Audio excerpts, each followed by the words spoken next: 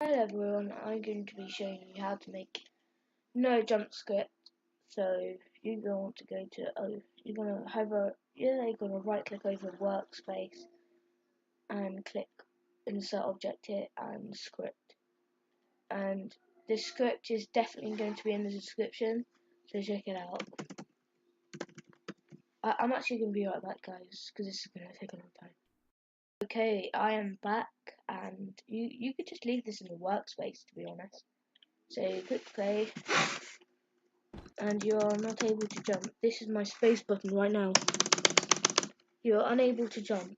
This is perfect for horror games or anything like that.